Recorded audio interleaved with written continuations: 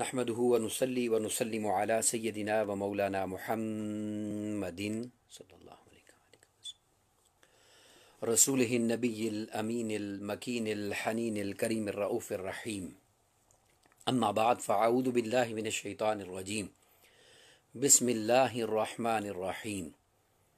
قال الله تبارك وتعالى في الكلام المجيد والفرقان الحميد: قل لا أسألكم عليه أجرا إلا المودة في القربى. صدق الله مولانا العظيم. وقال الله تبارك وتعالى في شان حبيبه مخبرا وآمرا: إن الله وملائكته يصلون على النبي يا أيها الذين آمنوا صلوا عليه وسلموا تسليما. مولاي صل وسلم دائما أبدا على حبيبك خير الخلق كلهم محمد سيد الكونين والثقلين والفريقين من عرب ومن عجم، هو الحبيب الذي ترجى شفاعته لكل هول من الأهوال مقتحم. يا رب بالمصطفى بلغ مقاصدنا واغفر لنا ما مضى يا واسع الكرم. اللہ رب العزت، اللہ جل مجدہ، خالق کائنات کی حمد و ثنا اور وجہ تخلیق کائنات پیارے آقا کریم علیہ الصلوۃ والسلام کی بارگاہ میں عاجزانہ ہدیہ درود و سلام کے بعد تمام احباب کو السلام علیکم ورحمۃ اللہ وبرکاتہ۔ جتنا بھی شکر ادا کیا جائے خالق کائنات کا کم ہے، جس نے اپنی توفیق سے، اپنی مہربانی، اپنی عنایت سے ہمیں ایک مرتبہ پھر موقع عطا فرمایا کہ چند لمحات اس کے ذکر میں اور اس کے محبوب علیہ الصلوۃ والسلام کے ذکر میں ہم لوگ گزار سکیں۔ آپ تمام احباب سے آج میں ابتدا میں ایک گزارش کرنا چاہ رہا ہوں۔ یقیناً آپ لوگوں کی محبتیں ہیں، آپ لوگوں کا خلوص ہے، آپ لوگوں کی دین سے محبت اور چاہت ہے، آپ لوگوں کی بے پناہ کوشش ہے۔ جتنا بھی میں ذکر کروں وہ کم ہے۔ دین کے ساتھ اس محبت میں اللہ رب العزت ہمیں اور پختگی عطا فرمائے۔ آج کی اس گفتگو کے حوالے سے میں آپ سے گزارش یہ کر رہا ہوں کہ اس آیت کریمہ جس کی تلاوت کرنے کی سعادت میں نے حاصل کی، سورہ شورا، اور یہ پارہ نمبر 25 ہے، سورہ نمبر 42 ہے۔ اس کی آیت مبارکہ جو میں نے تلاوت کی وہ 23 کا حصہ ہے۔ اس کو ذرا توجہ سے سماعت فرمائیے۔ اللہ رب العزت نے ارشاد فرمایا: قل لا اسألکم علیہ اجرا الا المودۃ فی القربى۔ اے میرے محبوب صلی اللہ علیہ وآلہ وسلم، آپ اعلان فرما دیجئے اور اپنی زبان مبارک سے فرما دیجئے کہ میں اس فرائض نبوت کی ادائیگی کے بدلے میں جو ذمہ داری میں رسالت کا منصب کے صورت میں عطا فرما رہا ہوں، اس کے بدلے میں تم سے کوئی معاوضہ نہیں مانگتا۔ مجھے تم سے کوئی اس کا بدلہ نہیں چاہیے۔ الا المودۃ فی القربى، ہاں اگر تم کچھ دینا چاہتے ہو،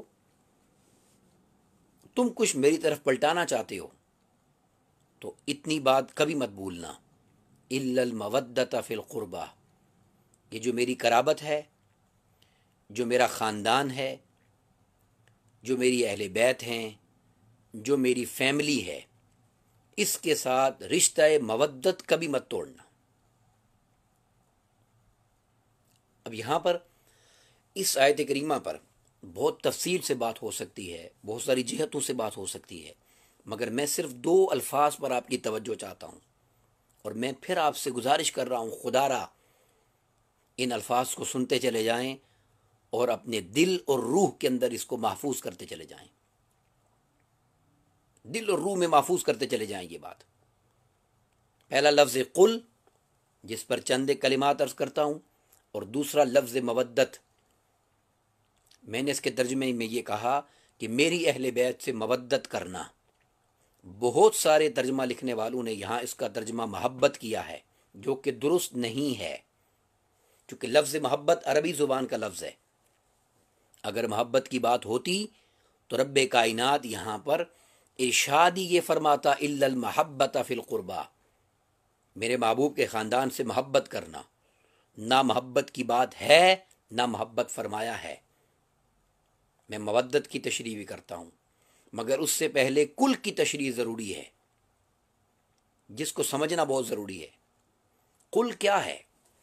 یہ وہی قل ہے جو قل هو اللہ احد میں ہے، یہ وہی قل ہے جو قل اعوذ برب الناس میں ہے، قل اعوذ برب الفلق میں ہے، قل یا ایھا الکافرون میں ہے۔ اس قل کا مطلب یہ ہے، اللہ تبارک و تعالیٰ آقا علیہ الصلوۃ والسلام سے یہ فرماتا ہے، اے میرے محبوب صلی اللہ علیہ وسلم، آپ اپنی زبان مبارک سے یہ فرما دیں۔ اس قل کا اور کوئی مطلب نہیں ہے۔ قل، آپ فرما دیجئے۔ اب میں آپ سے ایک سوال کرتا ہوں، اس قرآن مجید کے جو 30 پارے ہیں، یہ جو 114 صورتیں ہیں قرآن مجید کی، الحمد کی حمزہ سے لے کر والناس کی سین تک، انسانوں کے سامنے صحابہ کرام نے سنا یہ نہیں؟ اس وقت سے لے کر اب تک اس قرآن مجید کو جس نے بھی سنا ہے انسانوں میں سے، اس نے کس سے سنا ہے؟ کوئی انسان یہ دعویٰ نہیں کر سکتا اس نے جبریل امین سے سنا ہے، یہ نبوت کا اعلان ہو جائے گا، استغفر اللہ العظیم۔ کوئی شخص یہ دعویٰ نہیں کر سکتا میں نے قرآن اللہ سے سنا ہے۔ اللہ قرآن مجید اتارتا تھا وحی کی صورت میں، حضرت جبریل امین کو عطا فرماتا، اور جبریل امین لے کر آتے تھے وہ آقا علیہ الصلوۃ والسلام کے پاس، اور آقا علیہ الصلوۃ والسلام آگے فرما دیتے تھے کہ یہ نئی آیت آئی ہے، یہ صورت آئی ہے، یہ پیغام آیا ہے۔ اب سمجھنے کے لیے یہ بات میں کہنا چاہ رہا ہوں، یعنی قرآن مجید سارے کا سارا ہمارے سامنے آقا علیہ الصلوۃ والسلام نے فرمایا ہے، یعنی حضور کی زبان مبارک نے فرمایا ہمارے سامنے۔ اب سوال یہ پیدا ہوتا ہے کہ قرآن مجید ہمارے سامنے تو آقا علیہ الصلوۃ والسلام نے ہی فرمانا ہے، اور تو کوئی سورس نہیں ہے، راستہ نہیں ہے، تو پھر کل کس لیے کہا گیا ہے؟ اس بات کو میں آسان کر دیتا ہوں، کیا جس بات کی یا جس صورت کی یا جس آیت کے آغاز میں کل نہ ہو، وہ آیت کریمہ آقا علیہ الصلوۃ والسلام نے نہیں فرمائی؟ یقیناً فرمائی۔ آپ سورہ فاتحہ کو ہی لے لیں، پوری صورت میں لفظ کل نہیں ہے۔ آپ سورہ کوثر کو لے لیں، پوری صورت میں لفظ کل نہیں ہے۔ قرآن مجید میں بہت کم مقامات پر لفظ کل آیا ہے۔ تو کیا جس آیت کریمہ کے شروع میں، جس صورت کے شروع میں جہاں لفظ کل نہیں تھا، وہ معاذ اللہ آقا علیہ الصلوۃ والسلام نے ہمیں نہیں بتائی آیت؟ بتائی ہے۔ تو پھر اللہ رب العزت بھی یہ بات جانتا ہے کہ جبرائیل قرآن لے کر جائیں گے، اور میرا محبوب قرآن سن کر امت کو سنائے گا اپنی زبان مبارک سے۔ پھر بھی وہ فرما رہا ہے قل محبوب آپ فرما دیں، تو کیا معاذ اللہ وہ بغیر کسی حکمت کے ایک لفظ فرما رہا ہے جس کی حکمت ہی کوئی نہیں؟ ایسا نہیں ہو سکتا۔ اس کا کلام ہے، ذالک الکتاب لا ریب فیہ، اس میں کوئی کمی نہیں ہے، کوئی نقص نہیں ہے، کوئی کمزوری نہیں ہے۔ پھر کل کی حکمت کیا ہے یہ سمجھنا ہوگا، اور وہ یہ ہے، اس کی بے شمار حکمتوں میں سے ایک حکمت یہ ہے، یاد رکھ لیجئے، صرف یہ ایک حکمت اس کی نہیں ہے، بے شمار حکمتوں میں سے ایک حکمت یہ ہے، اور وہ کیا ہے؟ وہ یہ ہے کہ جس حکم پر کل آ جاتا ہے، اللہ رب العزت جب کس کوئی حکم فرمائے، کوئی خبر عطا فرمائے اور کل فرما دے، تو اس کل کے ساتھ اس بات کی اندر ایک ایسی طاقت پیدا ہو جاتی ہے اور ایک ایسی قوت آ جاتی ہے کہ وہ عام اس کے احکامات سے کئی درجہ بلند مقام پر چلی جاتی ہے بات۔ جیسے آپ سوال کر سکتے ہیں یہ بات میں نے کیا کہی؟ میں بڑی سادہ سی مثال دوں گا، اور میرا طریق بھی یہی ہے کہ سادہ بات کرتا ہوں کہ ذہن نشین ہو جائے، تو آپ اس کو سمجھ جائیں گے، اس حقیقت کو۔ آپ دیکھیں، اللہ رب العزت جب کوئی حکم دیتا ہے انسان کو، تو کیا کسی ایمان والے کے لیے ایسی کوئی گنجائش ہے کہ اللہ کے حکم کا انکار کرے؟ بولیے، نہیں۔ کوئی کلمہ پڑھنے والا، کوئی کلمہ گو، اللہ پر ایمان رکھنے والا اس کے حکم کا انکار نہیں کر سکتا۔ جو انکار کرے وہ کافر ہو جاتا ہے۔ اب یہیں پہ میں ایک سوال کرتا ہوں، ایک حکم قرآن مجید میں ایسا ہے جو رب کائنات نے سب سے زیادہ اور بے شمار مرتبہ فرمایا ہے، اور وہ حکم نماز ہے۔ اقیم الصلاۃ، اقیم الصلاۃ، نماز قائم کرو، نماز قائم کرو۔ اللہ کا حکم آ جائے تو کسی کلمہ پڑھنے والے کے لیے انکار کی گنجائش نہیں رہتی۔ اب آپ پرسنٹیج نکالیں، مسلمانوں میں سے کتنی پرسنٹ لوگ ایسے ہیں جو نماز ادا کرتے ہیں؟ ایک نماز پڑھ لینا، دو پڑھ لینا، کبھی تین پڑھ لینا، یہ نماز ہی نہیں ہے۔ جو 5 نمازیں باقاعدگی سے ادا کرتے ہیں، پرسنٹیج کتنی ہوگی؟ سوال یہ پیدا ہوتا ہے، جب اللہ رب العزت کا حکم آ جائے تو انکار کی گنجائش نہیں ہے، تو پھر ہر کوئی عمل کیوں نہیں کر رہا؟ اب یہ فرق سمجھنا ہے ہم نے۔ جو نہیں پڑھ رہا نماز، سستی کر رہا ہے، غفلت کر رہا ہے، غلط کر رہا ہے، نافرمانی کر رہا ہے، عداوت کر رہا ہے، بے وفائی کر رہا ہے، شریعت سے خود کو دور کر رہا ہے، وہ یہ سب کچھ کر رہا ہے، مگر نماز کا انکار وہ بھی نہیں کرے گا۔ انکار کیا ہوتا ہے؟ وہ یہ کہہ دے میں نماز کو نہیں مانتا۔ نماز کیا ہے؟ استغفر اللہ، میرا ایمان ہی نہیں ہے۔ یہ بات انکار اس کو کہا جاتا ہے۔ اب نہ پڑھنا کیا ہے؟ وہ انکار نہیں ہے، وہ فرار ہے، وہ فرار ہے، اس عمل سے دور ہے۔ وہ جو نہیں پڑھتا نماز، استغفر اللہ العظیم، اس کو بھی آپ لے لیں، اس سے پوچھیں نماز پر، وہ اپنی زبان سے کبھی یہ نہیں کہے گا کہ نماز کو میں نہیں مانتا۔ وہ کہے گا گناہ گار آدمی ہیں، سستی ہو جاتی ہے، نہیں پڑھا جاتا، ہم سے غفلت ہوتی ہے، وہ اس طرح کے جملے بولے گا۔ تو اب میں اپنے مضمون پر آپ کو لانا چاہ رہا ہوں۔ اللہ کا جب حکم آ جاتا ہے، جب اللہ کا کوئی حکم آ جاتا ہے کسی کلمہ پڑھنے، کلمہ والے کے لیے، کوئی کلمہ گو، اس کا حکم آ جانے کے بعد انکار کی گنجائش اس کے لیے نہیں رہتی، مگر فرار کی گنجائش رہتی ہے، سستی کی گنجائش رہتی ہے، عمل سے دور رہنے کی گنجائش رہتی ہے۔ اس کل کا کمال یہ ہے کہ جس حکم پر یہ کل آ جاتا ہے، انکار کی گنجائش تو پہلے ہی نہیں ہوتی، یہ فرار کی گنجائش بھی ختم کر دیتا ہے۔ پھر نتیجہ ویسا نہیں ہوتا اس حکم جیسا کہ جس کے پیچھے کل نہ ہو اور اس عمل کو چھوڑے رکھے انسان، تو جو نتیجہ اس کا ہوگا وہ نتیجہ کل آ جانے کے بعد نہیں رہتا، بدل جاتا ہے۔ اب میں آپ سے سوال کرتا ہوں، دیکھیں 5 نمازیں دن میں فرض ہیں ہمارے اوپر، 5 نمازیں فرض ہیں۔ جو لوگ نماز نہیں پڑھتے ان کو آپ کیا کہیں گے؟ وہ گناہ گار لوگ ہیں، وہ بے عمل لوگ ہیں، وہ کمزور لوگ ہیں، غافل لوگ ہیں، وہ غفلت میں زندگی گزار رہے ہیں۔ کیا ہم انہیں کافر کہیں گے؟ کیا انہیں دین سے خارج کہیں گے؟ نہیں کہیں گے۔ اب اس کل کو لے لیجئے جو اللہ رب العزت نے فرمایا، قل هو اللہ احد۔ اے محبوب صلی اللہ علیہ وسلم آپ فرما دیجئے وہ اللہ ایک ہے۔ اب خدا کے لیے توجہ سے یہ جملہ سنیے، جو شخص روزانہ 5 نمازیں نہیں پڑھتا وہ گناہ گار ہو رہا ہے۔ جو شخص 1 مہینے کے روزے نہیں رکھتا وہ گناہ گار ہو رہا ہے۔ جو شخص حج چھوڑتا ہے وہ گناہ گار ہو رہا ہے۔ جو شخص زکوٰۃ ادا نہیں کرتا وہ گناہ گار ہو رہا ہے۔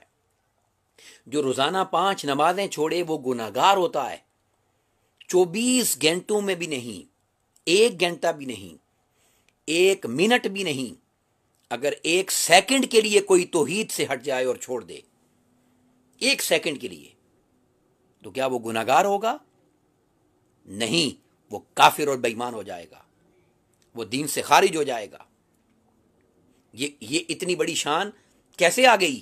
اس کل کی وجہ سے آ گئی کہ حکم نماز کا بھی تھا مگر چھوڑنے سے گناہ گار ہوا شخص۔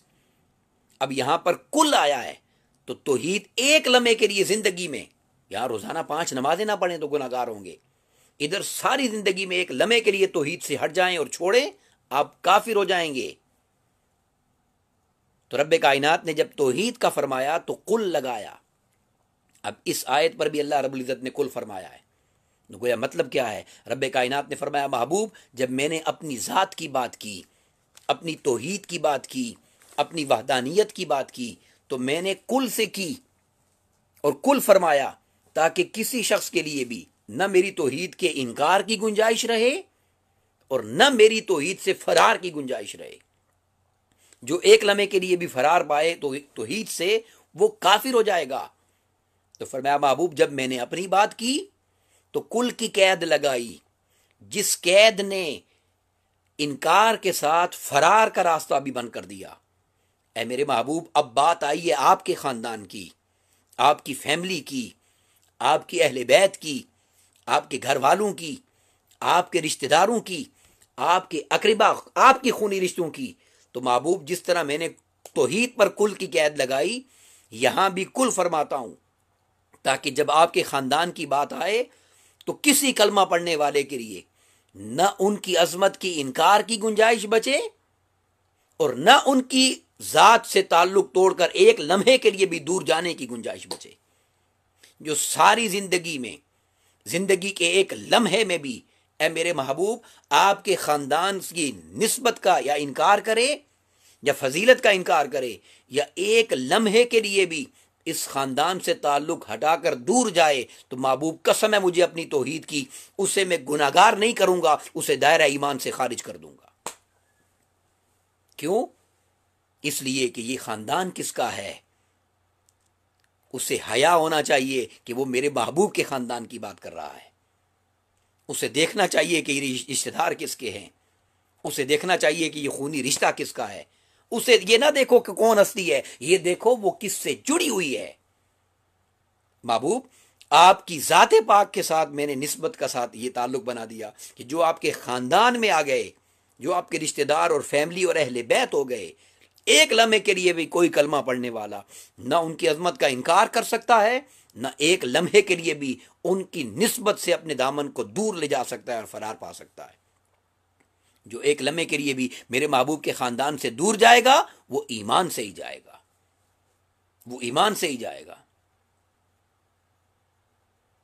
اس لیے ہمیں اس بات کو سمجھنا ہے کہ آقا علیہ الصلوۃ والسلام کے خانوادے کا مقام کیا ہے، آقا علیہ الصلوۃ والسلام کی اس نسبت رکھنے والی فیملی کی عزت اور شان اور عظمت کا عالم کیا ہے۔ آج بات کرتے ہوئے کوئی شخص خود عالم دین ہونے کا دعویٰ کرے اور اپنا بہت بڑا نام رکھے، اور بات کرتے ہوئے اسے اگر ادب اور حیا نہ ہو کہ وہ حضور کی فیملی کا ذکر کس طرح کرتا ہے، تو حقیقت میں وہ اپنا آپ اور اپنے جسم کو ننگا کر کے دکھا دیتا ہے کہ میں وہ شخص ہوں جس کا ایمان کے ساتھ تعلق کوئی نہیں ہے، میں وہ ہوں کہ جس نے نام تو بڑا بنا لیا مگر ایمان ابھی میرے دل میں نہیں اترا۔ آقا علیہ الصلوۃ والسلام کے خانوادے کی بات ہو تو گردنیں اسی طرح جھکی ہونی چاہیے جیسے روز محشر رب کائنات جھکوا دے گا، اور سیدہ پاک کا جب گزر ہوگا تو رب کائنات سب کی گردنیں اور نگاہیں جھکا دے گا کہ حیا کرو، میرے مصطفیٰ کی شہزادی کا گزر ہونے والا ہے۔ جو آج نہیں مانتے انہیں بھی رب کائنات کی آمد کے دن یہ منوائے گا۔ افسوس کی بات یہ ہے کہ بڑا بڑا نام رکھ کر بھی، اور خود کو بڑا عالم اور مفسر اور بڑا مدبر کہہ کر بھی، اور ڈاکٹر اور پروفیسر کہہ کر بھی، اگر کسی کو حضور کے خاندان کا ادب اور حیا نہ آئے تو اسے علم کی عین بھی نصیب نہیں ہوئی۔ یہ علم تو ملتا ہی مولا کائنات کے دروازے پر بیٹھنے سے ہے، جنہیں مدینہ علم کا باب بنایا ہے۔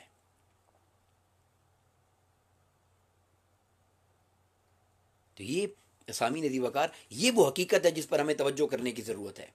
تو اللہ رب العزت نے حضور کے خانوادے کا جب ذکر فرمایا تو قل فرما دیا، تاکہ نہ کسی کے لیے ان کی عظمت کے انکار کی گنجائش بچے، نہ ان کی نسبت سے فرار کی گنجائش بچے۔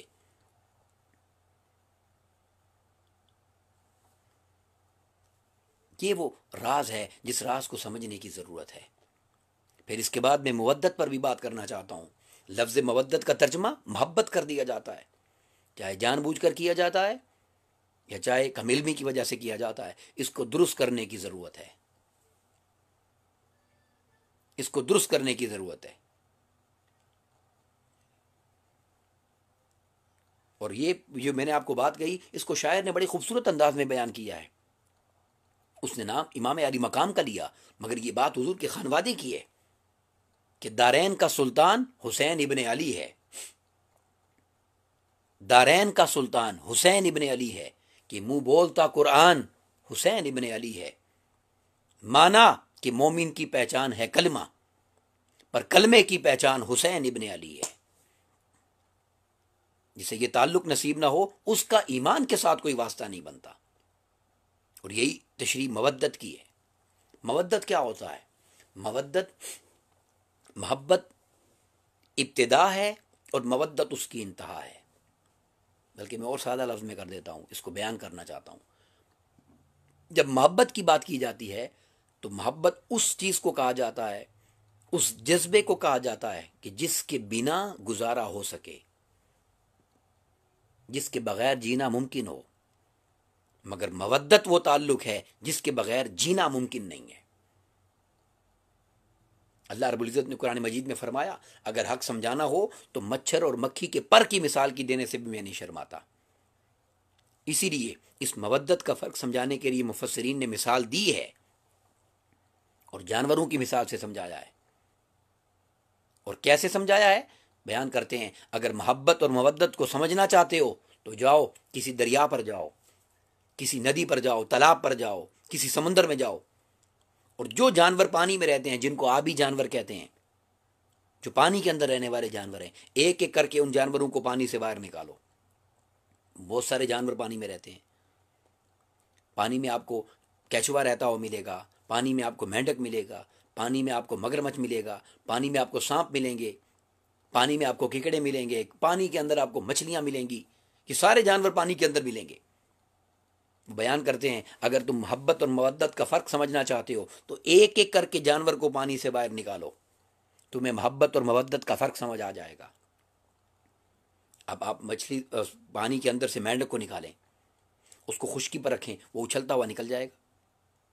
آپ مگرمچھ کو رکھیں، وہ رینگتا ہوا چلا جائے گا۔ آپ کیچوے کو نکال کے رکھیں، وہ رینگتا ہوا چلا جائے گا۔ آپ سانپ کو نکال کے رکھیں، وہ رینگتا ہوا چلا جائے گا۔ اب نکالتے نکالتے اچانک آپ کے ہاتھ میں مچھلی آ گئی، آپ نے اس مچھلی کو زمین پر رکھا تو کیا وہ ہر جانور کی طرح چلی گئی؟ وہ اچھلتی ہوئی نکل گئی؟ وہ رینگتی ہوئی چلی گئی؟ نہیں، وہ تڑپنا شروع کر دے گی، اور اتنا تڑپے گی کہ اگر پانی سے دور رکھیں گے تو جان دے دے گی، مگر پانی سے دور نہیں رہے گی۔ اب مچھلی سے پوچھیں، اے مچھلی، یہ جو عمل تیرا ہے پانی سے دور جانے کے بعد اس طرح تڑپنا اور حتیٰ کہ جان دے دینا، نہ یہ مینڈک نے کیا ہے، نہ یہ مگرمچھ نے کیا ہے، نہ یہ کیچوے نے کیا ہے، نہ یہ سانپ نے کیا ہے، تو ایسا کیوں کرتی ہے؟ خدا کے لیے یہ جملہ غور سے سنیں۔ تو مچھلی اپنی زبان حال سے پکارتی ہے، اپنی زبان حال سے پکار کر جواب دیتی ہے، خدا کے لیے مجھے ان کی صف میں نہ رکھو، ان کا پانی سے اور رشتہ ہے، میرا پانی سے اور رشتہ ہے۔ ان کا پانی کے ساتھ اور تعلق ہے، میرا پانی کے ساتھ اور تعلق ہے۔ تو پوچھا بھائی کیسا تعلق ہے؟ تو مچھلی کہتی ہے ان سب کو پانی سے محبت ہے، اس لیے خشکی پر بھی ان کا گزارا ہو جاتا ہے، مگر مجھے پانی سے مودت ہے، میرا گزارا خشکی پر نہیں ہوگا، میری شرط زندگی ہی پانی ہے۔ تو رب کائنات نے فرمایا میں یہاں محبت کیسے کہہ دوں؟ محبت تو تم اپنے خاندان سے بھی کرتے ہو، محبت تو اپنے رشتہ داروں سے بھی کرتے ہو، محبت تو اپنے خونی تعلق سے بھی کرتے ہو، محبت تو اپنے تعلق والوں سے، رشتہ داروں سے، دوستوں سے، احباب سے کرتے ہو۔ ذرا دیکھو تو صحیح یہ خاندان کس کا ہے؟ یہ خاندان تمہارا نہیں، یہ خاندان میرے محبوب محمد مصطفیٰ کا خاندان ہے صلی اللہ علیہ وسلم۔ یہاں محبت سے بات نہیں چلے گی، یہاں بات اس کی رہے گی اور چلے گی جو میرے محبوب کے خانوادے کے ساتھ کائنات کے ہر خاندان سے محبت کرے، مگر جب بات میرے محبوب کی آ جائے پھر محبت نہیں، پھر مودت کر کے دکھائے۔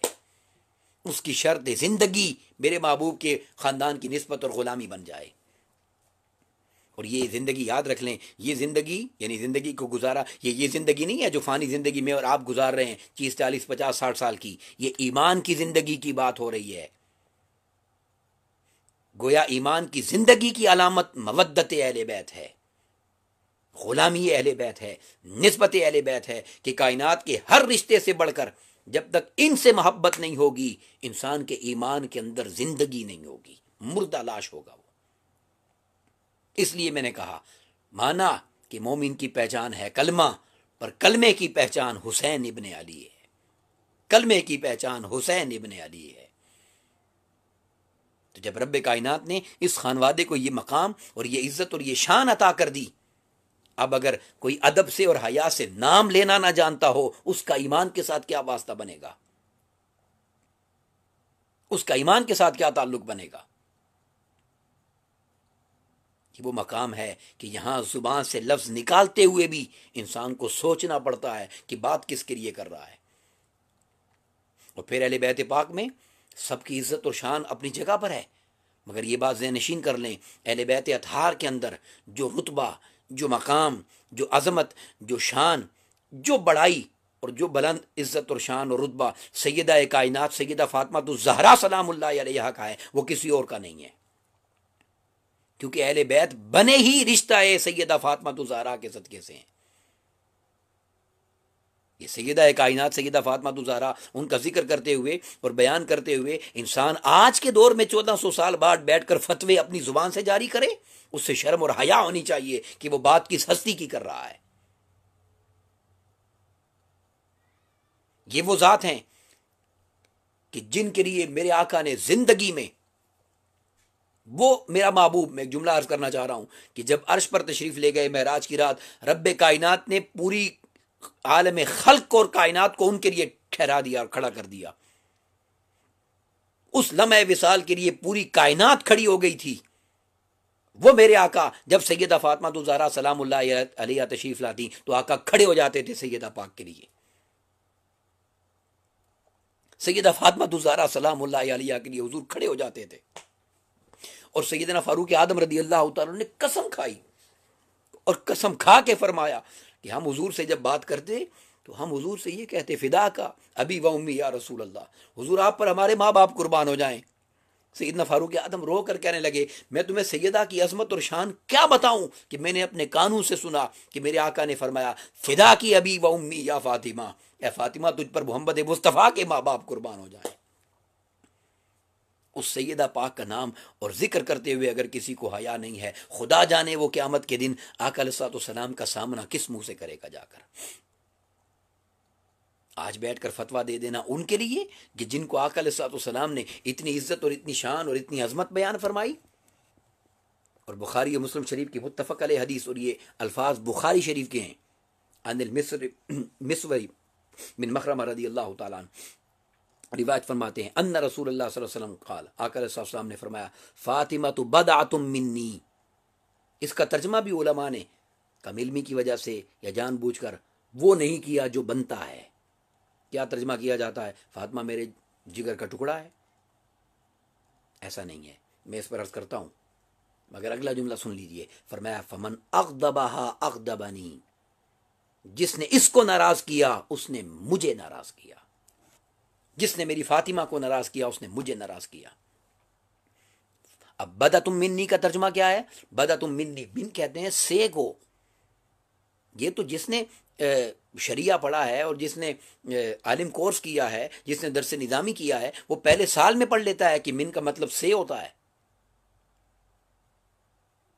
تو منی کا مطلب کیا ہوگا؟ میرے جسم کا ٹکڑا تو بنتا ہی نہیں ہے، میرے جگر کا ٹکڑا نہیں بنتا۔ منی کا مطلب سے ہے۔ گویا آقا نے فرمایا کہ بھائی یاد رکھنا، فاطمہ میرے جگر کا ٹکڑا نہیں ہے، فاطمہ میرے جگر سے ہے۔ کا اور سے کا فرق اگر سمجھ آ جائے تو انسان اہل بیت کی بات کرتے ہوئے حیا کرے اور زبان سے الفاظ سوچ کر نکالے۔ کا اور سے کا کیا فرق ہے؟ اس لفظ سے ہم یہ سمجھتے ہیں کہ فرق کوئی نہیں پڑتا۔ کا اور سے کا فرق یہ ہے، دیکھیں میں اور آپ حضور کے امتی ہیں، صحابہ حضور کے صحابہ ہیں، سب جس کا بھی آقا علیہ الصلوۃ والسلام کے ساتھ رشتہ ہے وہ کے کا ہے یا کا ہے، وہ حضور کا ہے یا حضور کے ہیں۔ مگر سیدہ کے لیے آقا نے فرمایا وہ کا کے والی نہیں ہے، وہ سے ہے، مجھ سے ہے، جگر سے ہے۔ ہر کوئی کائنات میں حضور سے رشتہ کا رکھتا ہے، یہ چار ہیں جن کا رشتہ حضور کے ساتھ سے کا ہے۔ اسی لیے تو شاعر نے کہا بیدم یہی تو پانچ ہیں مقصود کائنات، اگر ان پانچ کو نکال دیں تو کائنات میں بچتا کیا ہے؟ اور ان پانچ کا جو جھومر ہے، ان پانچ کی جو عزت ہے، ان پانچ کا جو تاج ہے، ان پانچ کا جو صحرا ہے، ان پانچ میں جو سب سے بڑھ کر ہے وہ سیدہ کائنات سیدہ فاطمہ الزہرا سلام اللہ علیہ ہیں، جن کے لیے فرمایا یہ میرے جگر سے ہے۔ اور پھر کیا فرمایا؟ جس نے اس کے ساتھ دشمنی رکھی، بغض کیا، اس نے میرے ساتھ بغض کیا ہے۔ اور پھر اگلی حدیث پاک میں آقا علیہ السلام نے فرمایا، ترمذی شریف کی حدیث، حضرت عبداللہ بن زبیر رضی اللہ عنہ اس کو روایت فرماتے ہیں، اور وہ کیا الفاظ ہیں؟ فرمایا قال رسول اللہ صلی اللہ علیہ وسلم انما فاطمہ بدعۃ منی، یہ فاطمہ میرے جگر سے ہے۔ اور سن لو، یوزینی ما ازاہا، جس چیز سے کوئی اسے تکلیف دینا چاہتا ہے وہ چیز مجھے تکلیف دیتی ہے۔ وَيُنْسِبُنِي مَا أَنْسَبَهَا، اور جو اسے مشقت میں ڈالتا ہے اس نے مجھے مشقت میں ڈالا ہے۔ اگر خدا نہ کرے اگر سیدہ پاک کا حیا نہیں ہے تو جس ہستی کا کلمہ پڑا ہے اس محبوب محمد مصطفیٰ کا ہی حیا کر لیں صلی اللہ علیہ وسلم۔ پھر حضور مولا کائنات روایت فرماتے ہیں، امام حاکم نے اس حدیث پاک کو روایت فرمایا، ان علی قال قال رسول اللہ صلی اللہ علیہ وسلم لفاطمہ، آقا علیہ الصلوۃ والسلام نے سیدہ کائنات سیدہ فاطمہ الزہرا سلام اللہ علیہا سے فرمایا، آقا علیہ الصلوۃ والسلام نے سیدہ فاطمہ الزہرا علیہ السلام سے فرمایا، کیا فرمایا؟ ان اللہ یغضب لغضبک، اے میری فاطمہ، میں دنیا کو بتانا چاہتا ہوں تیرا مقام کیا ہے، اور تجھے بتا رہا ہوں اے فاطمہ، اللہ بھی اس پر غضبناک ہو جاتا ہے جس سے تو غضبناک ہو جاتی ہے، اللہ اس سے ناراض ہوتا ہے جس سے تو ناراض ہوتی ہے، وَيَرْضَى لِرَضَا کی، اور ہاں جس سے تو راضی ہو جاتی ہے اس سے میرا رب بھی راضی ہو جاتا ہے۔ اب سیدہ پاک کا ذکر کرتے ہوئے اگر کوئی شخص پیار و محبت سے اور ادب سے ان کا نام نہ لے تو خدا جانے اسے اللہ کی محبت کی خیرات کہاں سے نصیب ہوگی۔ حضرت امام حسن مجتبیٰ بیان کرتے ہیں کہ میں نے زندگی میں اپنی ماں کے ساتھ بیٹھ کر کھانا نہیں کھایا، اس لیے کہ ایسا نہ ہو کہیں کہ جس نوالے پر، جس لقمے پر، جس چیز کو کھانے کی ماں کی تمنا ہے وہ میں کھا بیٹھا ہوں۔ اتنا ادب اور اتنا حیا فرمانے والے، اور آج خود کو ڈاکٹر کہہ کر، خود کو پروفیسر کہہ کر، خود کو بڑا محدث کہہ کر، اور خود کو بڑا مفسر کہہ کر، اور بہت بڑا نام لگا کر اپنا، اور اپنے آپ کو بہت بڑا عالم دین بنا کر پیش کرنے والا، اگر سیدہ پاک کا ذکر کرتے ہوئے نام کا حیا نہیں جانتا تو خدا جانے اس نے کون سا دین پڑھا ہے، خدا جانے اس نے کون سا دین سیکھا ہے۔ یہ دین محمد مصطفیٰ کا نہیں ہے صلی اللہ علیہ وسلم۔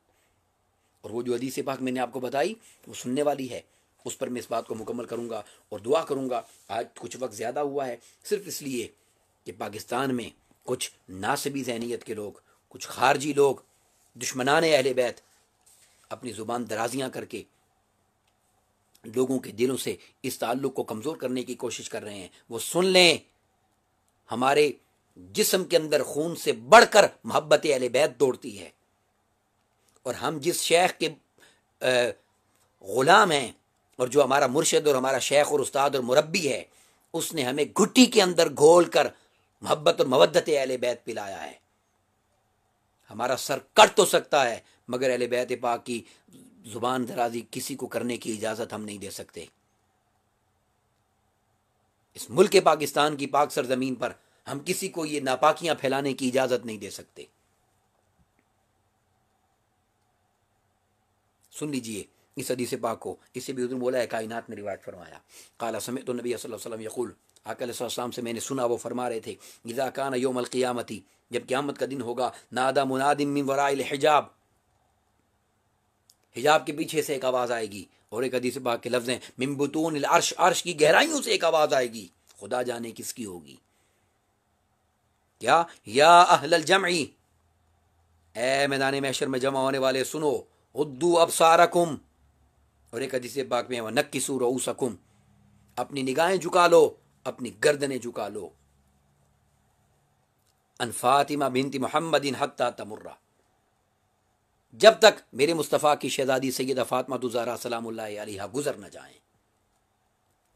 ابھی حدیث پاک کی بے شمار تشریحات ہیں، بے شمار تشریحات ہیں، مگر جو تشریح میں آپ کے سامنے رکھنا چاہتا ہوں اس کو ذرا غور سے سنیے، جو تشریح میں آپ کے سامنے رکھنا چاہتا ہوں اس کو غور سے سنیے۔ صحابہ کرام کی روایت اس پر موجود ہے، اس حدیث کی تشریح صحابہ کرام نے کی ہے، اور وہ کیا کی ہے کہ اس کی بے شمار تشریحات ہیں سیدہ پاک کے ادب کے لیے، حیا کے لیے، رتبے کے لیے، شان کے لیے، جس دروازے پر فرشتہ اجازت کے بغیر نہیں آ سکتا، اس سیدہ پاک کے ادب اور حیا کے لیے، آپ کی اس پردہ داری کے لیے سب تشریحات بجائیں، مگر ایک ریزن اور بھی ہے، ایک ریزن اور بھی ہے، اور وہ کیا ہے؟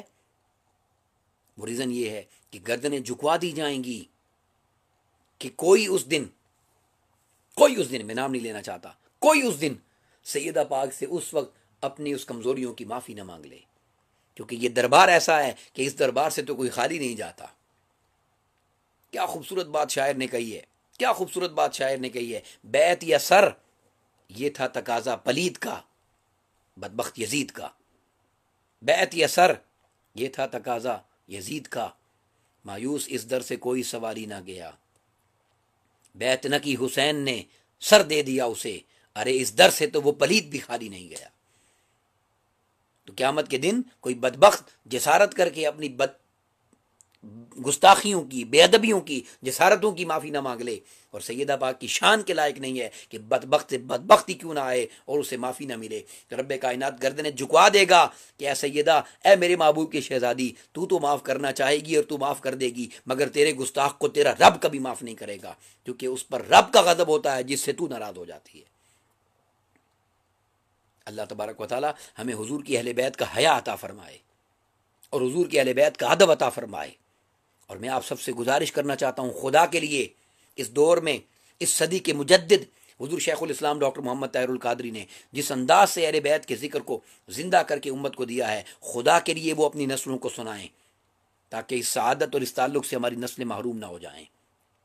اللہ رب العزت ہماری نسلوں کو آقا علیہ الصلوۃ والسلام کی نسلوں پر قربان کر دے، ان کے ذکر پر قربان کر دے اور ان کے ناموں پر قربان کر دے، اور ہمیں ان کی نسبت کا حیا عطا فرما دے۔ اور جو لوگ جسارتیں کرتے ہیں، بدبختیاں کرتے ہیں، وہ اپنی آخرت کو خراب کرتے ہیں۔ اور میں ان تمام احادیث کی روشنی میں اس شعر پر بات ختم کرنا چاہتا ہوں، اور ذہن نشین کر لیجئے یہ شعر۔ اب میں اس حدیث پاک کی طرف نہیں گیا، مگر اس پر حدیث پاک ہے، میں جملہ عرض کر دیتا ہوں۔ آقا علیہ السلام نے فرمایا، میری اہل بیت کا گستاخ اور بے ادب تین میں سے ایک ہے، اس میں سے ایک فرمایا وَإِمَّا لِزِنْيَةٍ، وہ زنا سے پیدا ہوا ہے، حلال سے پیدا نہیں ہوا۔ اب شعر سن لیجئے، شاعر کیا کہہ رہا ہے؟ شاعر نے کہا، یہ راز حدیثوں کی کتابوں میں لکھا ہوا ہے، یہ راز حدیثوں کی کتابوں میں لکھا ہوا ہے کہ بغض اہل بیت عقیدہ نہیں، ماں کی خطا ہے، بغض اہل بیت عقیدہ نہیں، ماں کی خطا ہے۔ اللہ رب العزت ہمیں حضور کے خاندان سے وفا عطا کرے اور حضور کے اہل بیت کا حیا عطا کرے، اور دنیا آخرت میں اہل بیت پاک کی عزت اور آپ کی شان کا سایہ ہمارے سروں پہ سلامت رکھے، اور ہمیں ان کے نالے پاک کے صدقے سے دنیا میں بھی اجر عطا کرے اور آخرت میں بھی اجر عطا کرے۔ وما علینا الا البلاغ المبین۔ السلام علیکم ورحمۃ اللہ وبرکاتہ۔